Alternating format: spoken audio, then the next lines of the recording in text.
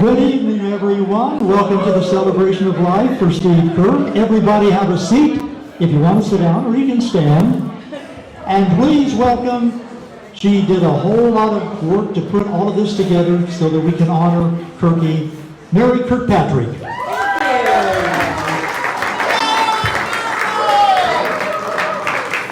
Well, I want to say thank you, but I couldn't have done this without my angels here on earth.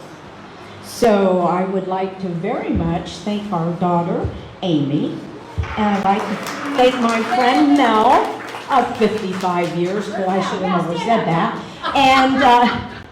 and of course, the lovely Kim Ferris and her husband, Steve Weimer, and the amazing husband and wife couple of Jimmy Blamo and Sally. I mean, they worked hard today and through this whole thing. And they've stayed in touch with me, and they've really been a lot of comfort these last few weeks. So I just wanted to thank you. They're the real angels here. And Bill Nance set this all up. Also, thank you, Bill. I really appreciate that. I know Kirkie would be thrilled to see everyone that showed up for him here tonight. And not that he was really a big attention getter and really didn't care for the attention that he got. You know, sometimes shunned it a little bit, but he was a very proud and humble man. And it never bothered him walking backwards out of work, trying to be the physically fit, energetic Steve Kirkpatrick. He always said that, Jimmy, just see him walking out of work and then they'll never know you're leaving. So that was one of his big things, you know, but he was definitely physically fit, and I'm sure a lot of you know that, whether it be on the racquetball courts, ski slopes, rollerblading down the Miami River, baseball, bicycling. He did it. He was a lifeguard on the officers' beach in Panama City during the Korean War. He didn't actually go overseas, but he was a really good lifeguard on the officers' beach. But you know, then he was always there at the drop of a hat when anybody needed help. And he helped a lot of organizations between Cincinnati and Dayton through the years, and never complained, never complained. He was always there volunteering and giving his time and energy to many worthy causes. And quite a man. Just to tell you a little bit about our story, we met in '94, and we were both retired, footloose and fancy-free, and had a ball. Had a ball. We moved to Ponce Inlet, Florida, which is right outside of Daytona, and he went to the beach, and I went back to work. Not sure how it happened. Figured out that way, but I worked at the Daytona International Speedway, and I'm just going through this real quick to illustrate something. And I did a lot of hospitality for executives and different venues for about 14 years. So Kirkie every morning would write me a love note, and he would put it in my pocket as I was going out the door. And I couldn't wait to get to work to read it, and he never failed. Well, in the last few weeks and everything, you go through some hard times going through this situation, and every once in a while I'd be going through a closet or looking for something, and one of his notes would just appear, and it always seemed to be so pertinent to what I was going through or what was happening, or you know, and it was just there. So many times. So as I was packing to come here today for this, another note flew out of my closet. It does. It just appears out of nowhere. So I just thought I wanted to read one of the last notes he wrote to me, because when I retired from the track, then I didn't get those everyday notes. They were few and far between when I got back on the beach with him. But occasionally he would write one, and this is one that he wrote me, and it just fell out, and I had to pack it. And I just couldn't think of a better way to explain what kind of a man I was married to. And this was dated on Friday, May 5th, 9:30 a.m., 2023. So just about last year. As I sit here reading my paper, I say to myself, I'm the luckiest man on earth to have a wife like you. I'm 91 and feel like a kid again every time I see you. Man, you're something. I'm not doing this for me. This is for him. Man, you're something. I just wanted you to know I'm honored to be your husband, and yes, I'll see you Saturday night if it doesn't rain. I love you, Kirkie, and Kirkie, I love you too, the love of my life. So there's a lot of people here that want to share some stories. So Bill, would you like to, or Jimmy, either one? I think we'll start. You want to just play the... Oh, sure, that'd be great. Okay, we're going to watch the video, and this is what the broadcasters? Radio Television Broadcasters Hall of Fame. Kirkie was part of the inaugural class in 1999. Right. And Mary wanted to run this speech because it is pure Steve Kirk. You may have seen it on Facebook, but this is, November of 99. Okay, we're going to see if we can do this without the equipment falling to the floor again. And we'll try to do this.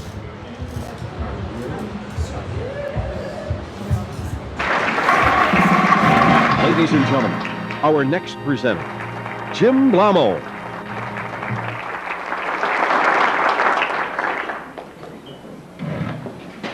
A few weeks ago, my friend Steve Kirk called me from his house in Daytona, Florida, called me at Dayton. And we talked for a while, and he said, Jim, as a broadcaster, let me ask you a question, a political question. Do you believe in free speech? I said, absolutely. And he said, good, you're going to give one for me on November 7th.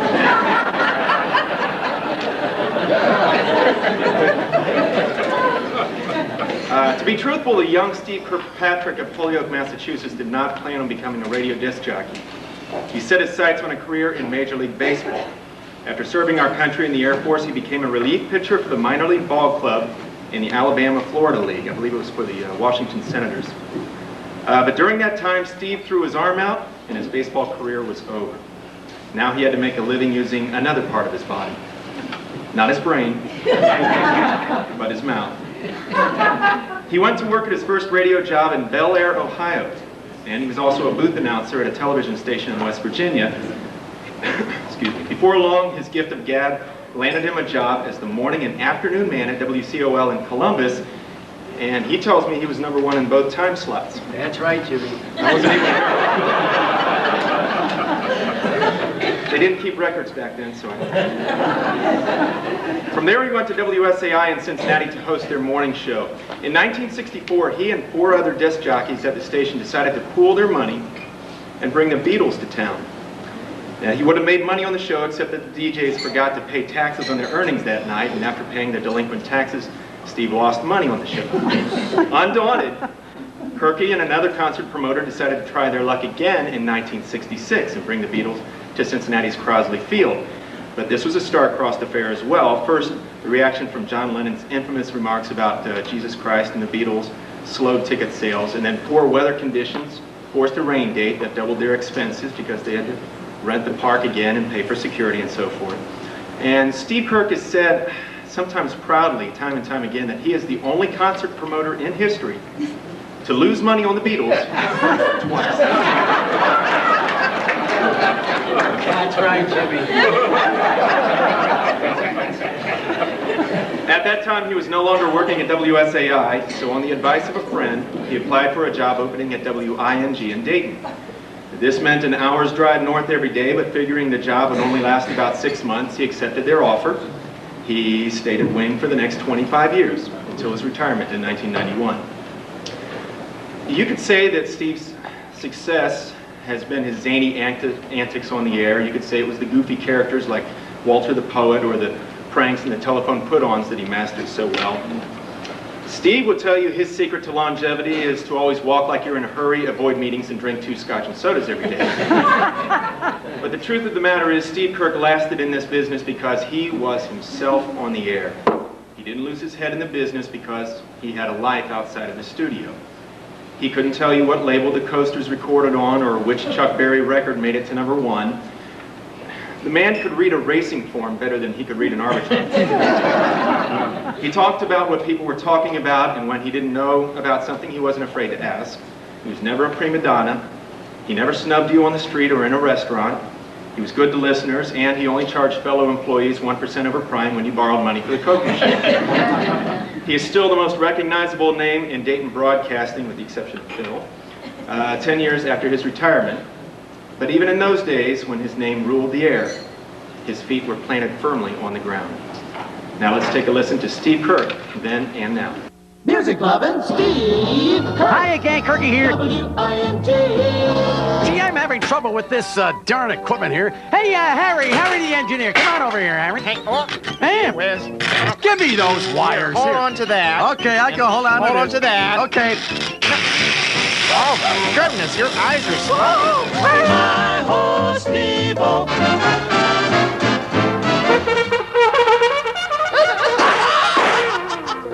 And so, until the next time he comes round the corner and up your block, this is Walter, the friendly poet philosopher, saying, so long now. This is Steve Kirkpatrick, your host, bidding the records here. And now a pause for 5 minutes of late world news from the wires of the Associated Press. Your hosts for the United States Steel Hour. This is Steve Kirk. Wake up, wake up, wake up, wake up with Steve Kirk. Steve Kirk. Wake up with Steve Kirk on WIN. Well, good evening, everyone. We're talking tonight to the fabulous Ink Spots. And all this week, they're appearing at Ciro's on East Main Street. And Harold Francis back there, the pianist. I'm the pianist and the ranger. Does Bernie give you any trouble there, Harold?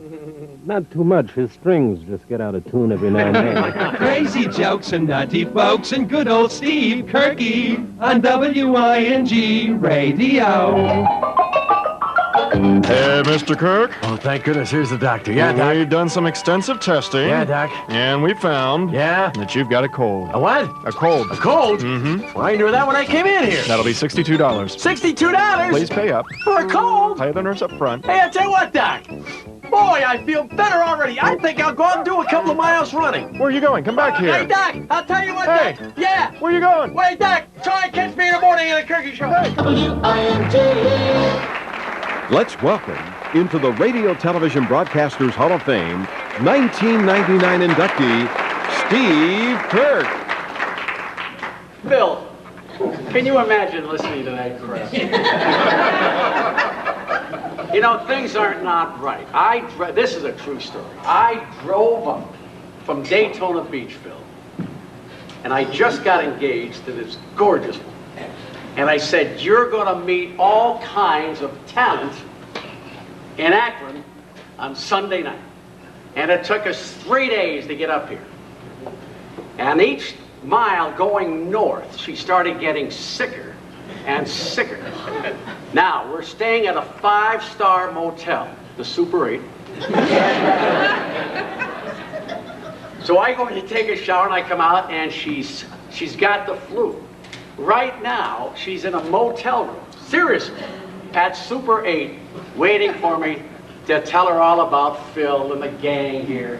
And that's what happened to me tonight. But you know, I never really wanted, I don't even know why the hell I'm here, Todd, to tell you the truth.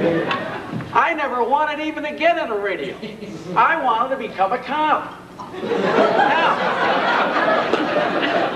I tried for the state police of Massachusetts, where I am from, and I took the exam to become a police officer, a state trooper. And I flunked it. It was an 80-question thing, and I flunked it.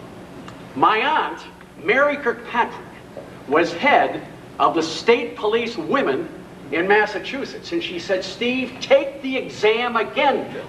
Take it again, and if you pass, I'm going to make you my driver, and you will be a sergeant. I said, don't worry, Aunt Mary, I'll take it again. I go down to Charlestown in Massachusetts, took the exam, and flunked it. That's when I left town and went to Belpre, Ohio. I stayed there 3.5 years and then went to Columbus. While I was in Columbus, I said, I'm going to try and take the Ohio State exam to become a state patrolman. I took the exam. It was in 4 parts. Got all 3 of them. Flunked the 4th one. I said, I'm a son of a gun. So I get out of Cincinnati. I get out of WSAI. While I'm in Cincinnati, Todd, I try to get on the Cincinnati Police Department. I go down and I take the exam and I flunked it. Then I go to Dayton. This is a true story, Phil. I'm not lying. I go to Dayton and I do all this stuff when I'm in radio, when I'm in television. Amy's birthday, my daughter, right there. I buy her a black German Shepherd. Remember Baron? We raised this dog, Phil, until she went to college. So I said, hey, I'm going to donate this dog. True story. I'm going to donate this dog to the Sheriff's Department.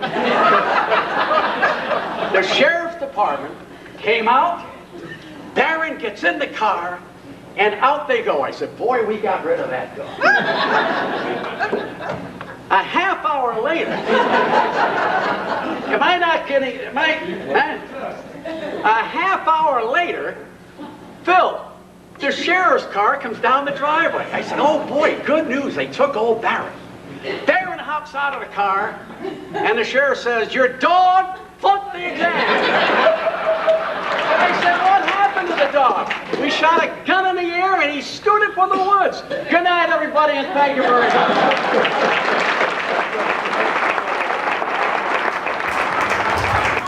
What an entertainer. Now we're going to pull up a video of Nancy Cartwright, and she has some words to say. She worked at WING back in the 80s. Hello, hello. Good afternoon, good evening, everyone. So we're all gathered here for actually this incredible occasion to celebrate the life of this amazing man that touched our lives. He touched so many people's lives. I put a little thought into this about our good friend Steve Kirk. You know, Steve Kirkpatrick. I never even really thought about him and his Irish ancestry. I just knew him as Kirkie, like so many of you. And gee whiz, I put a little bit of thought into what I'm going to say here and what my memories are of him. And it just goes back to the late 70s when I was working obviously at the radio station. And you know, I want to show you something that I've saved after all these years. Now it's going to look funny because I'm doing, this is a selfie. I'm just kind of doing this myself here. This is going to bring back memories to those who actually worked there at the time, but ta-da! Something that I was given, and I think about WING and a lot of the great people that worked there when I was there at that time period, including our favorite Mr. Kirk. So I remember getting there, and gee whiz, I lived across the field, you know, the wing field, and I would cut across the grass. There was a green sidewalk that separated the transmitting towers, and I would cross that green sidewalk and walk up there and just go in the back door. I think there's a fellow named Gene who was the custodian there, would let me in. Things were moving fast. Kirk was on the air at 5 a.m. till 10 a.m. And you know, it's a funny thing. It's like I would walk down the hall and to go to my station, and Kirk, almost every single time, Nancy Cartwright, Nancy Cartwright, he would say, how are you doing? How are you doing? Oh, Nancy Cartwright, I got to tell you about her. And he would just talk about me on the air. And I was like, wow, man. And then after he was off, like at 10 o'clock or so, I'd go in and say hi to him, and he'd say, come in, have a seat. Tell me, how's it going? What's Dawes Butler doing these days? When are you going to go? And he was like the biggest fan. I promise you, he was like my biggest fan, always interested. That's the thing about Steve Kirk with me, but I saw it with him and everyone. As much of an entertainer as he was always interested in you. And that is quite an ability. You know, most talk show hosts, you look at the greats, Johnny Carson, one of the best, you know, was always interested in the person he was talking to. And that's how I felt when I was around Steve Kirk. He made me feel so important, like I was the most important person ever. You know what I mean? Just, wow. I think that's the takeaway. The other thing, got another 30 seconds here or so, but it's like the other thing about him is that I wish I would have known more about him. I didn't do the reverse. I just answered his questions and told him what I was doing. I had some trepidation. I wasn't totally confident what I was doing, but he said, "No, you're gonna be a star. You're gonna be a star. You're gonna come back to Dayton. Don't forget us here in Dayton." He was that guy. He was that guy. But I mean, he worked with the Beatles. He worked especially with John Lennon. And this blew me away when I found that out. I didn't know that. Anyway, those are a few thoughts that I have about this incredible man that you're celebrating the life of. I wish I could be there. I'm kind of there. I wish all the best to you. And there I gave my thoughts about Steve, and now I'm just going to pass the baton over to you guys. What are your thoughts about Steve Kirk? You guys take care. All right. God bless. And we're going to have some of you come up in a moment and give your thoughts if you have a story, a fairly brief one about Steve. First of all, we have a lot of Wing alumni here. Steve Kirk put on albums. Some of you already discovered that I brought some, and they're free over here on the speaker while they last. So if you'd like to have a copy and don't have one, vinyl, remember those? Put those out in the mid-'70s, and they sold like hotcakes. We wish they had sold like albums, but they sold like hotcakes. So there's a few left over here. Kathy Umbright, who worked at Wing back in '66, she started her '65. She is on some of those put-ons. Steve would often use Kathy on some of those put-ons where he needed a female voice. In addition to all the Wing alumni, we have two out-of-town, very special celebrities. Jim LaBarbera, the erstwhile music professor in Cincinnati on WRW radio and other stations, and from WSAI and other stations over the years, Dusty Rhodes right here. And so we really appreciate the both of you coming up. Some of us maybe listened along with WING back in the early 60s to WSAI, big top 40 station, and then WLW back in this music heyday, a great station with the music professor. So thank you for being here. Before I call one of you up, a quick couple of stories here. I'm going to make them brief because I got a million of them. Started working with Steve in '68 at Wing. Over the years, we probably did 700 to 800 record hops, class reunions, etc. Steve would say 3,000 or 4,000. It wasn't that many. He never worked that hard, but we did a lot of them.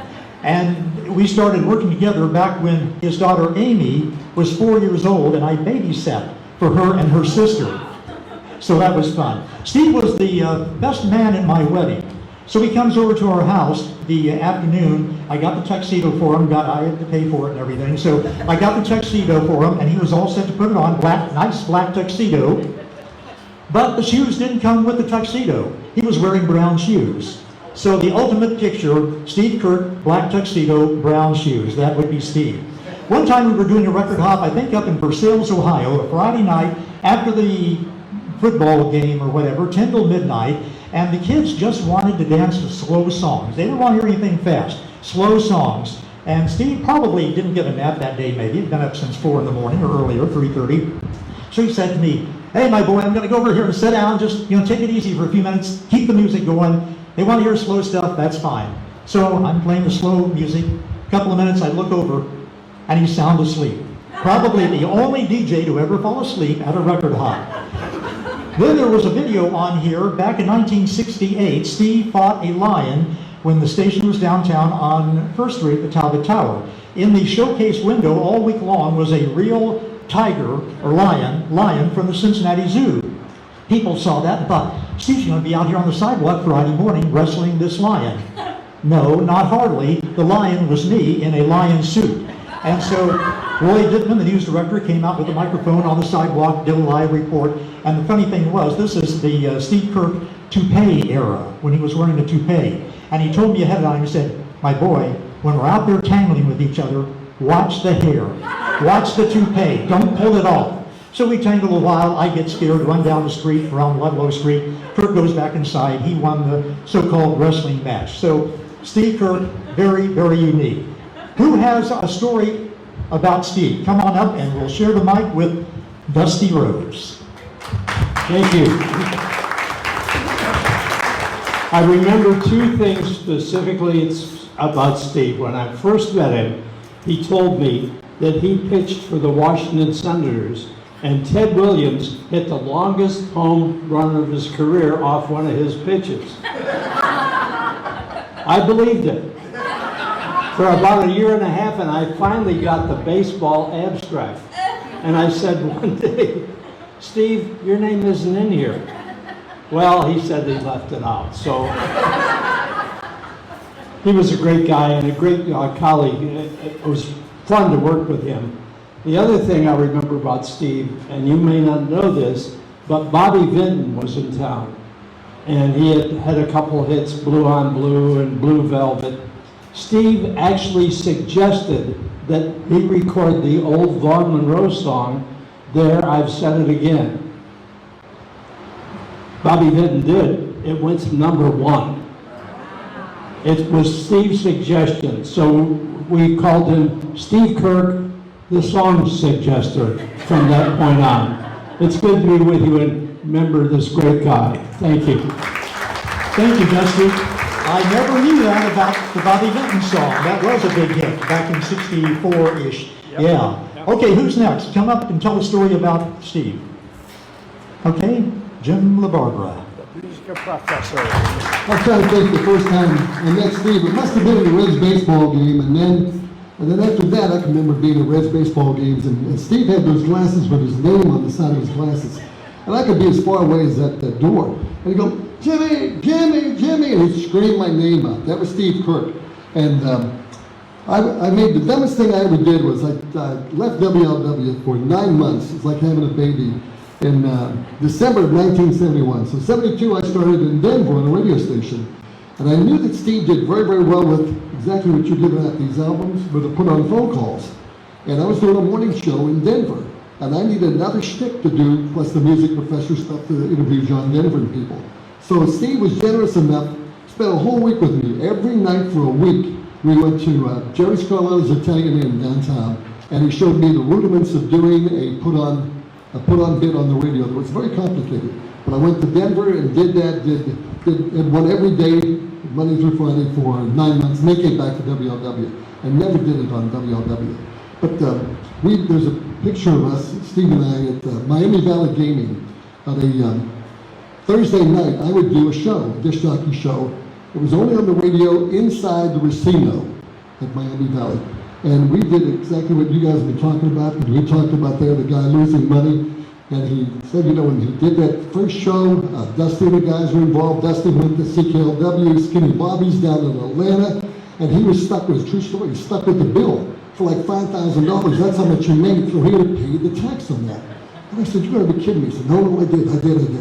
And then he said, I don't want to talk about it, Jimmy. I don't want to talk about it. Well, that's why he was there to Miami Valley. You know, he was there to talk about his career. So then he went in long detail about this whole thing with the Beatles, and Dino didn't pay the $400 for the tarp that covered the stage. Then that forfeited the whole thing, and how he got together with John Lennon. And then he said, okay, because he remembered him from the first time in 1964, the Crosley Field thing was rained out. So he remembered, the contract said they didn't have to do this. But John Lennon remembered Kirk, the good time he had with Kirk. And he said, okay, I'll stay over, we'll do it at noon. And then Steve convinced him to stay, but do the show at 1 o'clock because the kids had to go to church. And I said, well, how did you lose on that? How did you lose on that? You lost 20 to 25,000, he told me. But Jimmy, I don't want to talk about that. I want to talk about that. And it goes into great detail. Now, in later life, Kirk, I met through Jimmy Blemmel, and I really enjoyed being around him the times we were together. But I would hear from him at his home in Florida, he would call me, maybe once a year. And it was always on that day when the weather was like 3 feet of snow in Cincinnati and 20 degrees below zero. And he'd call me, Jimmy, it's Kirkie, it's Kirkie, it's Kirkie. And then he would go into just a little brief, like 20 seconds, 30 seconds. I just want to see how you're doing. And then I gotta go. The ice is melting in my martini. Jimmy, the sun's being down. The ice is melting. I gotta go. And that was the end of Kirkie. But yeah, if you're a Kirk fan, and you all are, a wonderful man. And the one thing about Steve, and talking to Steve, because I've been, and Dusty's the same way, I've been hooked by radio. I fell in love with radio from years and years ago and never have been able to leave radio. And Steve Kirk is one of the people who could walk away from radio and have another life. And God bless him, he's up above and looking down on us and probably shaking his head. What are they doing? But thank you very much. Love, Steve Kirk. Thank you, Jim. Who is next? Please come on up. Come on down, as they say. And we'll hear her story. My name is Barbara. I am just one of those teeny boppers that fell in love with Steve Kirk because your parents hated him. My parents hated Steve Kirk. I had to listen in secret, but I did. One night, 1969, I took my mother's 63 Corvair. I didn't have a license yet. Drove down to Ludlow Street so I could watch Kirkie in person. He let me in the studio and I thought I died in the cabin right there. Many years I worked at Culp's Cafeteria. People remember that. That was one of Kirkie's favorite places. The only complaint was they didn't sell alcohol. But yeah, I would be working there on Saturdays and after school. Kirkie would come in occasionally and I just, Kirkie did a very good favor for me back in the 80s. My mother came down with cancer, and I had the most beautiful Doberman ever, and I had to move in to take care of her at the apartment complex, no dogs allowed. Kirkie, loving dogs like he did, let me get on radio via phone and look for a good home. I ended up finding a military family right at Wright Pat. The husband was deployed. And he was worried about his wife and 2 kids being alone, and the dog was a great guard dog. Loved kids. But a temporary basis, I took her over, let her stay overnight. I'd come back and say, how'd she do? Just fine. Kids went to the refrigerator, get a slice of cheese. Dog sat there. Dog had to have one too. Years after that, I went back to see him and she was really fat. A Doberman that's fat, and from the cheese and the hot dogs was probably it. But she led a good life, they treated her well, and that's all I cared about, and Kirkie helped it. That's it. Thank you. Who's next with a Kirk story? Kim Ferris.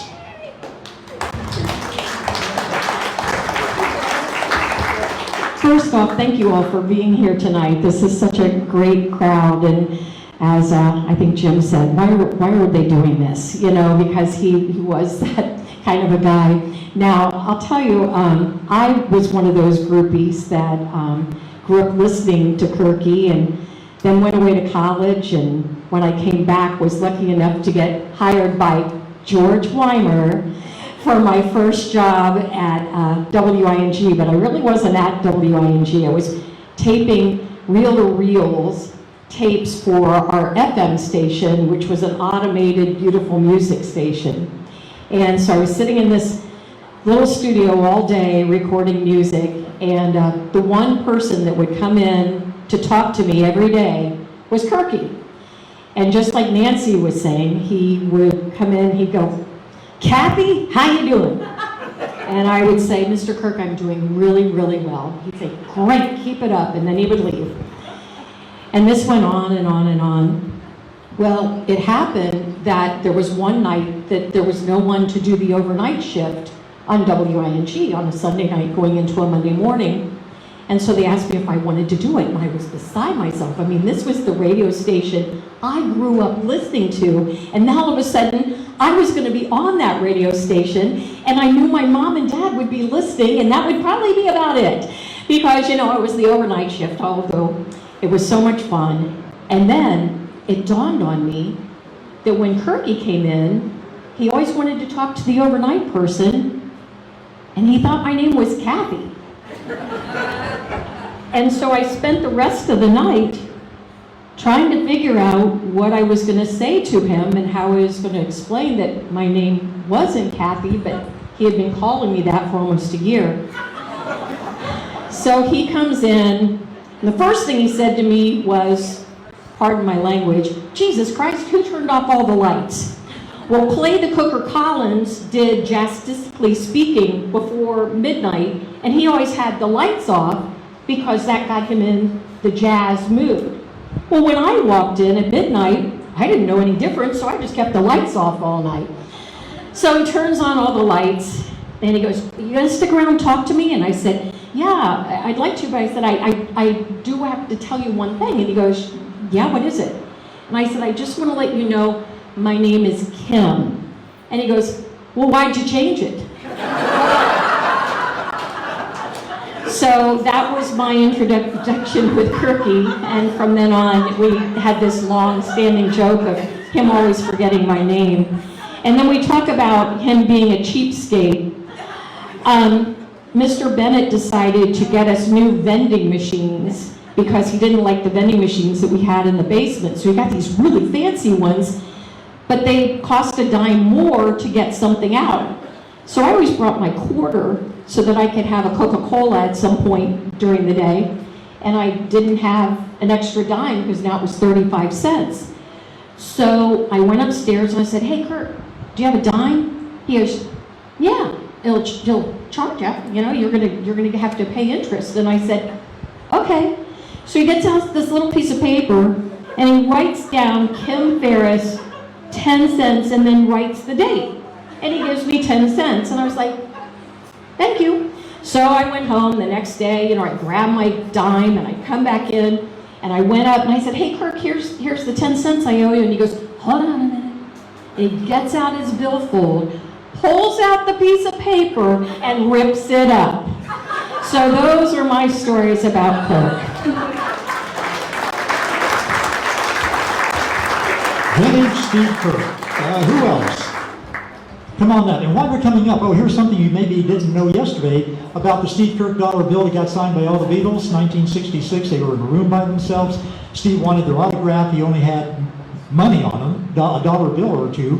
He didn't have a piece of paper, so he passed it around to Paul, John, Ringo, and George, had them sign the dollar bill, which is probably more valuable than on a piece of paper. Well, at that time, a little later, in the early 70s, Steve owned a bakery out in Kettering, Fairmont Bakery on Far Hills near Dorothy Lane. Steve owned it. He didn't really work in it. He just made money from it. And so he put the dollar bill in a frame and put it up on the wall in the entryway of the donut shop, the bakery. Now, that's a problem. If somebody looked at that carefully, it could have been ripped off in a hurry. More dangerously, they had paneling up on these walls, and Steve discovered that there were termites eating their way through the paneling not far from the frame and the dollar bill that they could have chewed up altogether. That's when Steve decided to take it down, take it out of the bakery, and put it in a safe deposit box in Cincinnati at Central Trust. So, a wise move. Marina Matrey. It's so good to see you. It's so good to see everybody. My name is Marina Matrey. I worked with Kirkie in the mid-'80s. At the same time, Kim Ferris and so many of you here. I've been jotting down just a couple of memories, and so I'll try to make each one short, but I did want to try to get through all of them because I think they're so important and so indicative of what Kirkie meant to all of us in our lives. I grew up listening to Kirk doing school closings, you know, and I couldn't wait to hear my school being called by Kirk, and it was such a cool thing when I got to work with him. Shortly after I left college, I actually worked at a radio station in Frankfort, Kentucky for about 6 months, which was probably the worst mistake of my life, but my best part of my life was when I actually got the job at Wing and was able to work with Kirkie, and he was a legend. He was a legend at the time when I started there. This was in the mid-'80s, and I was just a kid. And it was, you know, my second job in radio, and, you know, just like Nancy said, he made you feel important. He made you feel like you were the most important person in the room. He was so nurturing.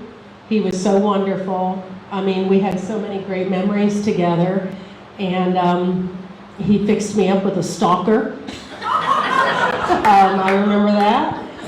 It was just some guy on the radio that would call, and he fixed us up on a date. And I found that guy watching my parents' house one day. So never again. I said, Steve, no, I don't need a boyfriend that bad. But later on, when I was getting married, Steve was wonderful, and he read at my wedding. And we got married in a Catholic church. It was a Catholic mass, and Steve went up to do one of the readings. And at the end of the reading, he looked over at my husband and I. He looked back at the crowd, and he goes, ah, cha-cha-cha. And the priest was kind of taken aback by that, but I thought it was hysterical. His retirement, I think we had it at Hare Arena, right? His retirement, I can't believe you didn't tell this story.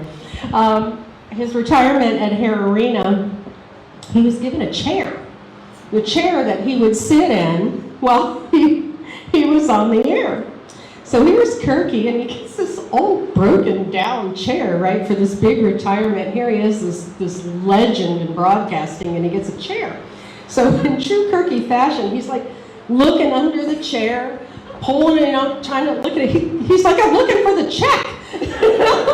And there was no check. And he would always talk about that, all those years in broadcasting, and I get an old chair. So there was that. I've got to share this story. So we would often go to Reds games. And of course, this is back at the old riverfront, you know, and the expensive seats were the red seats, right, down closer to home plate. And he would never spring for the expensive tickets. He would always buy the cheapest ticket at riverfront. But because he was Steve Kirk, he would go down the ramps, and you know, the guys that would be standing there checking the tickets, he'd be going, come on, come on, come on, you know, and he's like bringing this crowd through. They would never stop him. And every time we would go, we would always be sitting in the red seats because Kirkie got us down there, and it was just, he would never buy an expensive ticket. That is so funny. But you know, I did want to say, and you know, Mary talked about the notes that she came across. You know, I had a very similar experience. I probably hadn't seen Kim Ferris in 40 years. It's been that long. And I ran into her about 3 days after Kirk died at a charity event. And it was just like, oh my gosh, and we've rekindled this friendship after 40 years, and it seems like, you know, we've never been apart. And I think that was Kirk. I really do. There you go, Bill. Great stories, Marita. Who else? Come on up. Let me do it, Bill. Okay, John, I thought George was coming up, but he's going to the restroom. So this is John King from WING. Hey, my name's John. I worked with Kirk, I don't know, 70-something to 80-something. Anyhow, he hired me. And then about a year and a half later, I was his boss. And which was not a big deal, other than I then knew that he could have paid me a lot more when he hired me. So when, you know, whenever he wanted to talk Dell, I'm going, yeah, let's talk. But anyhow, I want to just share a couple things. There was a summer, sometime in that time frame, where I was a single man. And so Steve and George Weimer, there's a bunch of people that have heard this story. They're sick of hearing it, but it's so great. Steve, George Weimer, Johnny Walker from Channel 22, and J.R. Kelly, that owned KK Motorcycle Supply. I saw Tim over here a little bit ago. Anyhow, so they were like they were the Dayton Rat Pack. They were the coolest guys on earth. And because I was single, I guess it was like a mercy thing. They're going, yeah, John, come on. So I would go out with them and they'd do stuff. We'd often go to motorcycle races because JR sponsored some guys. Anyhow, We're out one night, and it's the gang, and I can't believe I'm with the coolest guys in town. And we stop at St. Miller's. Anybody? I think we were at the Tall Timbers, where all the waitresses look like Gina Lollobrigida. And we actually went to the Tropics up on North Main Street, big nightclub. And we go in, and every time we went in, everybody, they didn't know any of us except for Steve. As soon as Steve broke the door, it was like Norm walking into Cheers.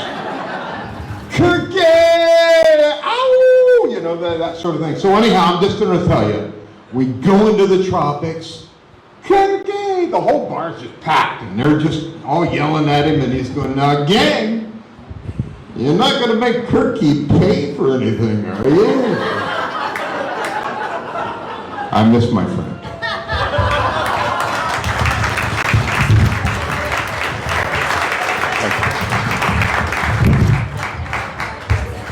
Okay, thank you, John. Who else? And John was wise enough, because I have an article in my scrapbook that I think Bob Betts did in around the mid-'80s when John was PD, and all about Steve Kirk, and John was quoted as saying, you can't put Steve Kirk in a box. You let him do his own thing, that's how he was successful. You couldn't make him like the other disc jockeys. You had to let him do his thing, and then you knew that. Who else has a story or an anecdote?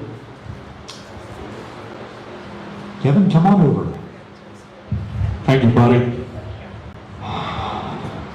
First of all, I gotta say I feel so small in this room.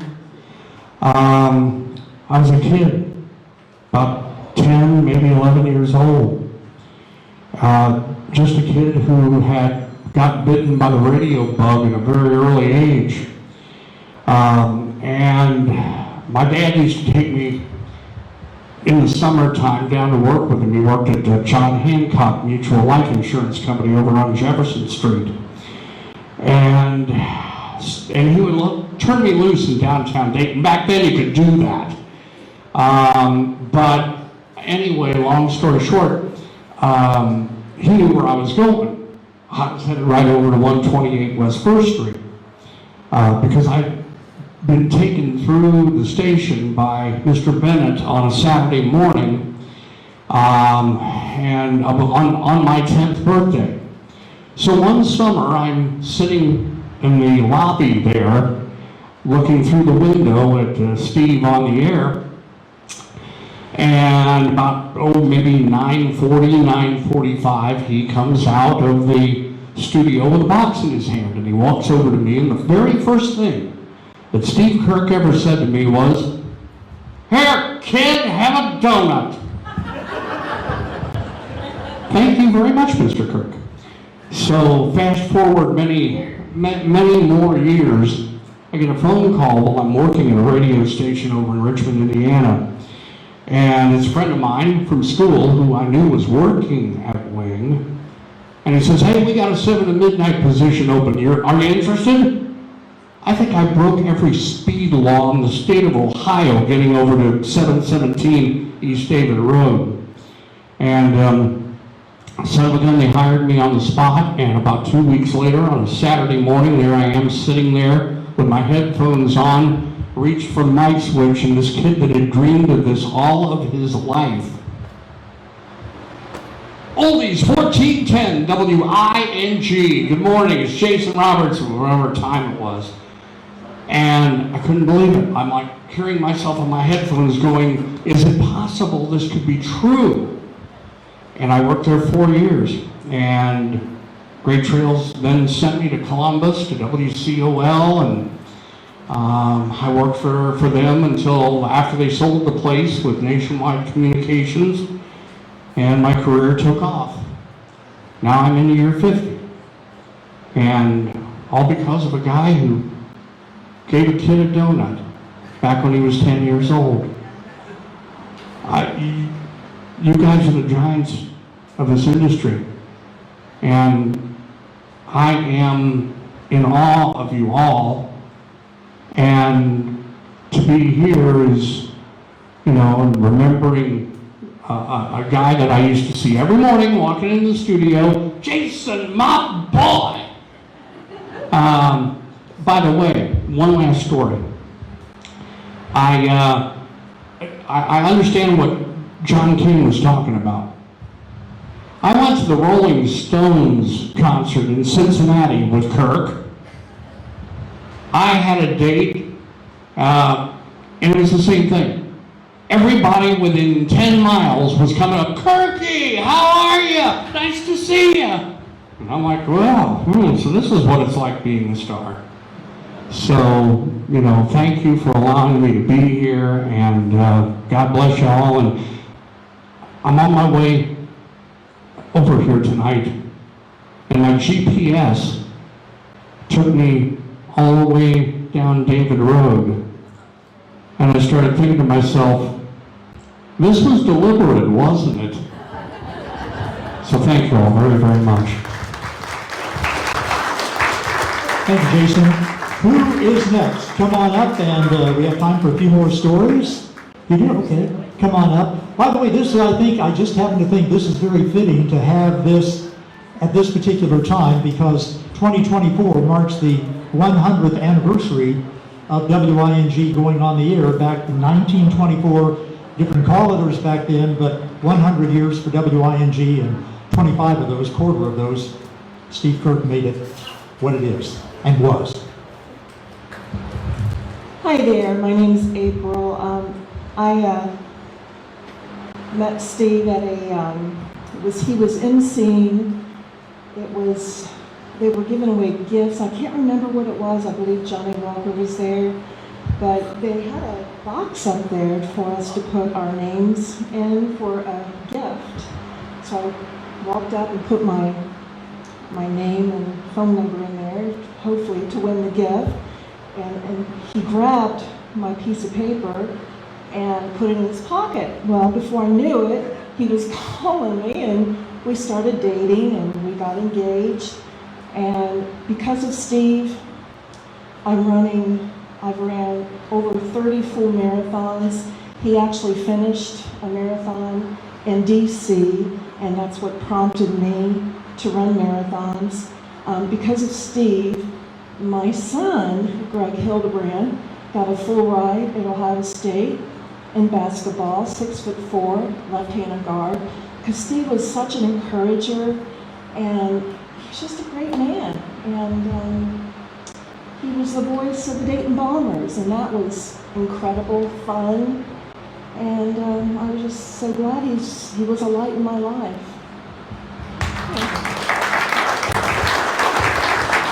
I will get time for a few more while you come on up. Yes.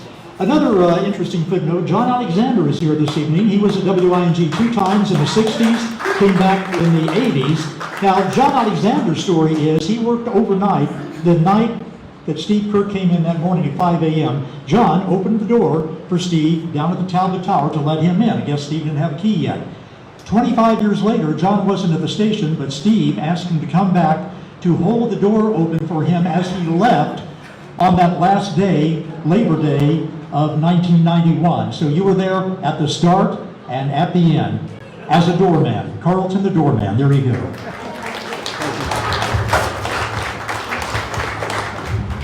Hello everybody, my name is Mike Bauer, and I'm bringing this perspective from a young kid, St. Agnes grade school, Chaminade, class of 72, so I'm old enough to speak, I think. But I want to tell you that we went 1st through 8th grade together, and we all, from the time we were in 1st grade on, I think, always listened to WING. And I remember all the great, you're listening to Kirkie on Wing Radio. I don't know if I'm sure you guys remember some of those. But anyway, I just have a couple of things that I wanted to share that I thought were just great. And the first one was, we went to a Patterson Co-op high school, had a basketball game against the Wing Lively guys. And this was great.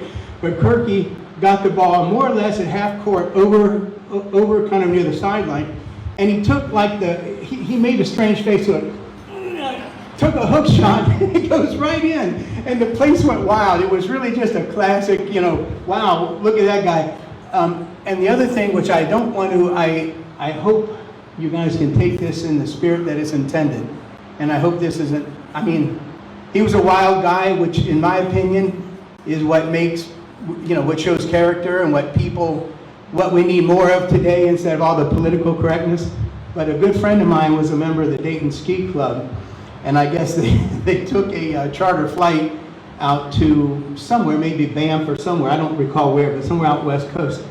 And it was in the time when there was a little fad going on, and Steve wasn't really shy, and he was streaking, he streaked up and down the airplane. So that's another good memorable thing. But I say that, I know it's not the best, you know, proper decorum here in this setting, but I really mean that. He was just that kind of guy that those of us who are young kids, we just said, man, that's the thing, you know, that's what I want to, well, I can't say. I mean, I've had my posterior on the front page of the Philadelphia Inquirer myself from streaking at the University of Pennsylvania, so maybe he did inspire me in other ways too. But great guy, great character, and it was just from the perspective of someone who listened to him as a kid, we all loved him, and he was just a great man. So really wanted to share that with you.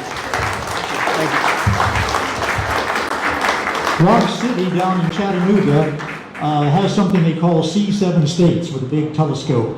Steve thought it said streak 7 states, and he probably did. Tommy.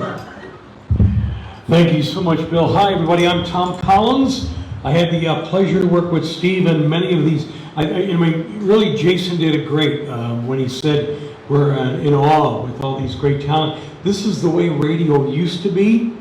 I teach radio at the International College of Broadcasting, and I'm always trying to encourage these kids to reinvent radio to make it great again by making personality a big part of what announcers do and not just stand there, sit and play tunes and read a simple line of card or don't even be there at all. 2 quick stories and then that'll be it.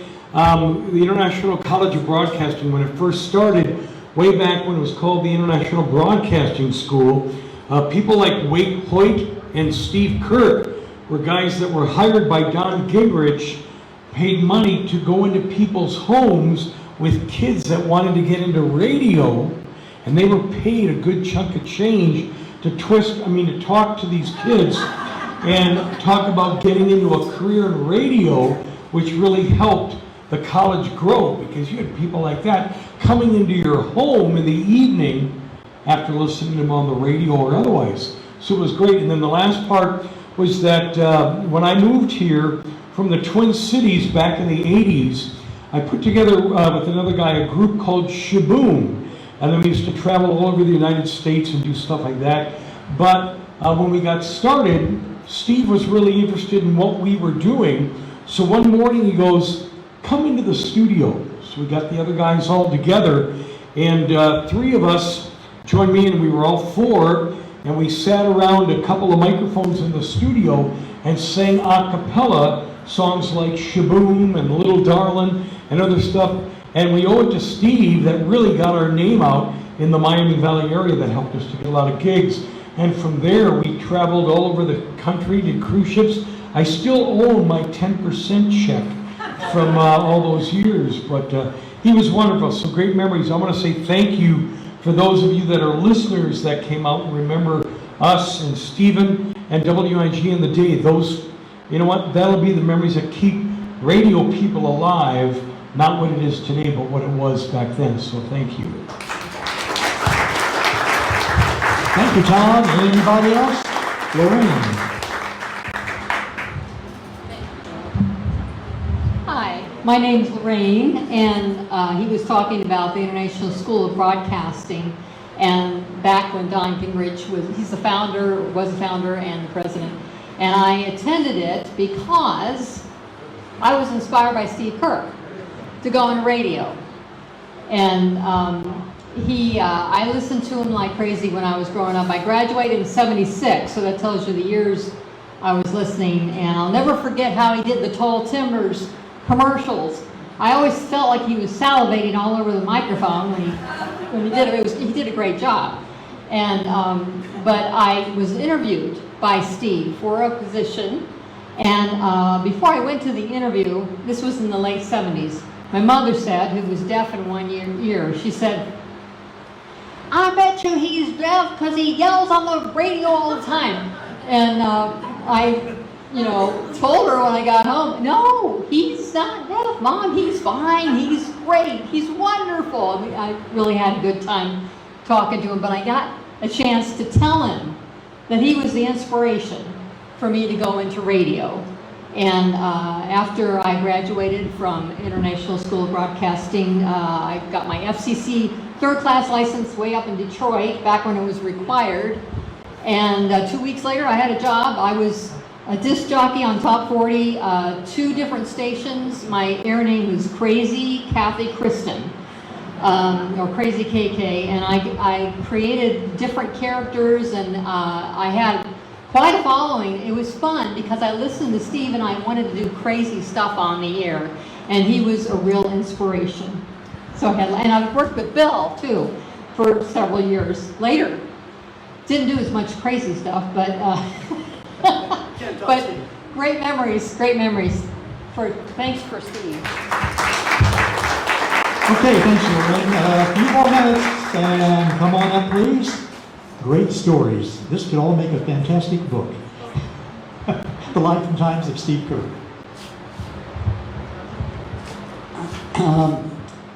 Before I start, I'm with a group that Steve would come up and would meet on Tuesday nights to do. There was a Tuesday night group. And I guess, Mary, the very first thing from the Tuesday night group, please say hello to the Pelicans. And Steve spent half the evening talking about them. But a story I want to tell you, I did not listen to Steve on that much on the radio. I got to meet him when he was in the Dayton Ski Club.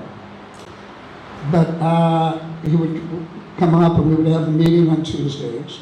And we did a recording. I got a bunch of recordings of his past shows. And made an arrangement. The restaurant we were at was by the Kettering buildings run by a commissar, the son, and made an arrangement with them because they had music they would play, playing music, and then very, very gradually the music went down, and very, very gradually Steve Kirk's show started coming up. And it took Steve about 5 to 10 minutes to even realize it was him, and then he paused for 5 minutes just listening to it. So we got a mic for him, and he talked about an impromptu show. He did a show. Unfortunately, his meal got cold. He did the show with the mic, no music other than his own. But we did have to turn the mic off when he wanted to tell the chocolate joke.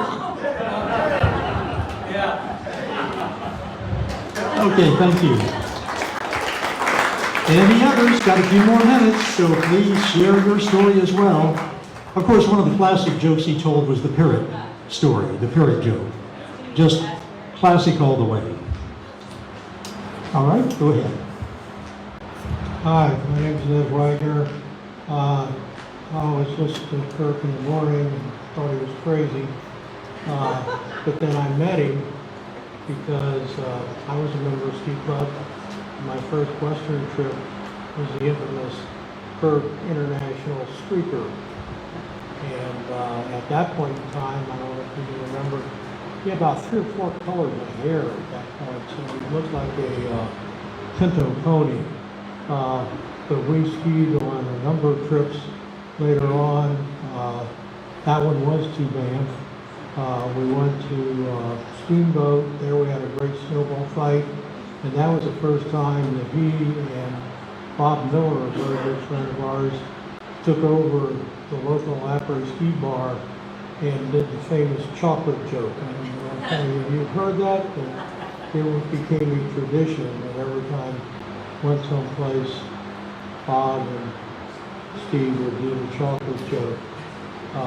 Bob used to always, when we were on the trips, he would call in the morning and give Steve little reports so that he could let the people back here know how the trip was. And one year he was injured, and so then I called in and Steve had it set up that I got through, that I just didn't, get hung on the phone. And the last trip we went on was to New Zealand, and on that trip there was a bar that we were going to, and they danced, and so we went in, and there was not many people. Well, Kirk, being Kirk, he grabbed a couple of people, they went out onto the promenade, and about 15 minutes later, the place was so jammed you couldn't even move. Well, Kirk had something in mind, because he basically drank for free for the last less than a week. But he was a great guy, had a lot of fun, zany, but he was very sincere too.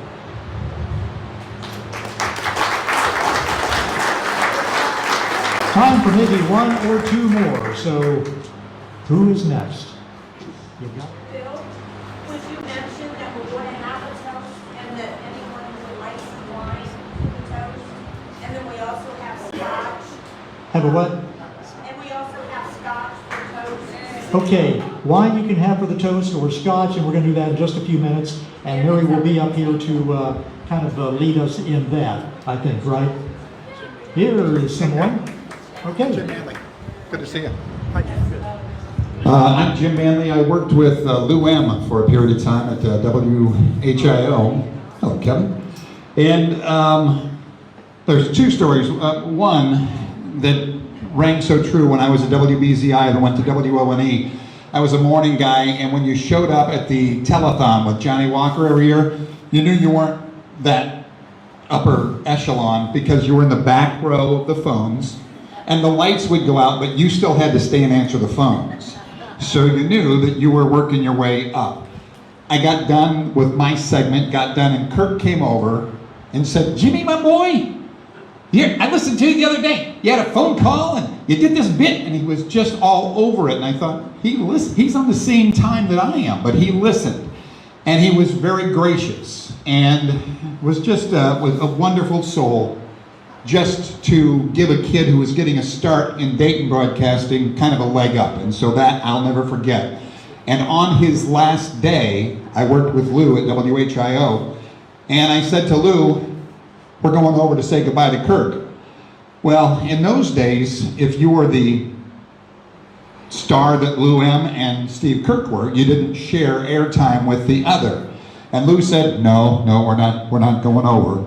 Why would we do that? And I said, "Lou, Monday morning, that audience is looking for a new home." And he said, "I'll see you at the car." So we were walking up, and it was Alex Williams. Alex Williams was the station manager owner. He was walking out as we were walking up the sidewalk, and then he stopped and saw Lou and I walking in.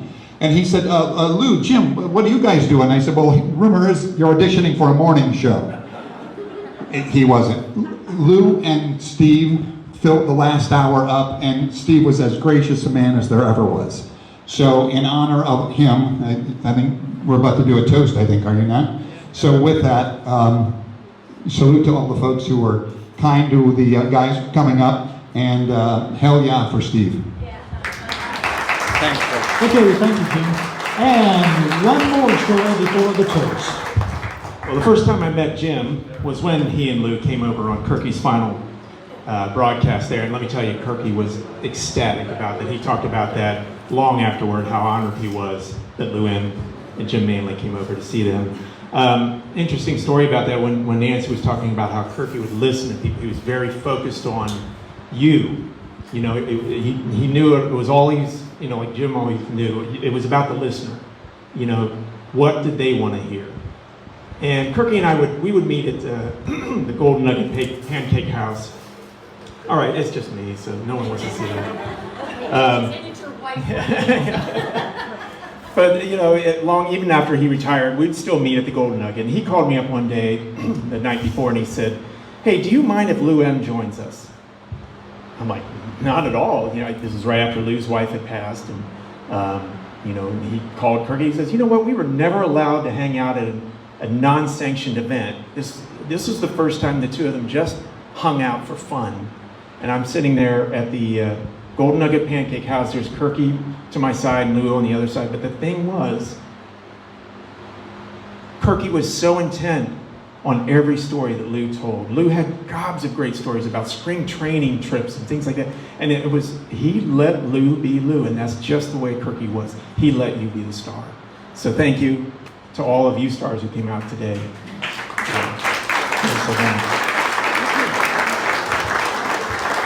We have time for a toast and a farewell.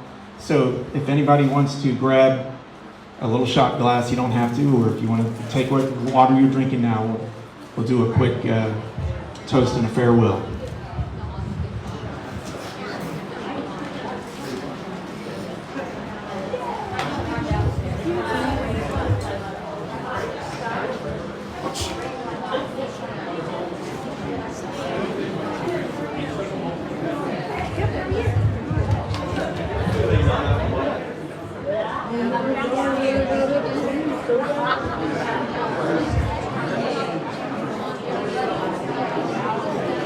Well, if you know how to spell the van in vanilla and the straw in strawberry, you probably know the chocolate joke.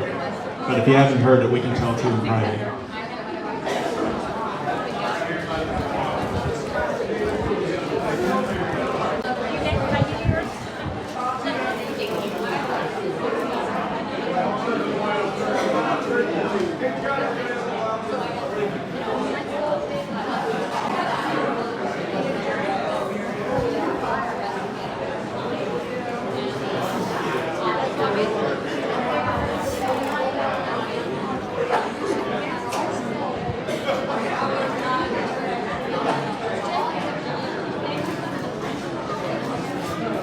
Okay, a toast to the host we love the most. May the road rise to meet you. May the wind be always at your back. May the sun shine warm upon your face. The rains fall soft upon your fields. And until we meet again, may God hold you in the palm of his hand. To Steve Kirk. School.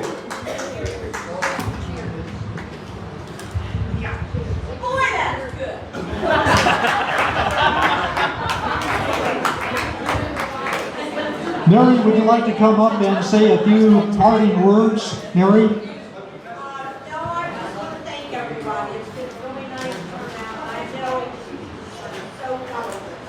So I want to thank everybody. So thanks for being here and for your participation, your stories. We'll never forget.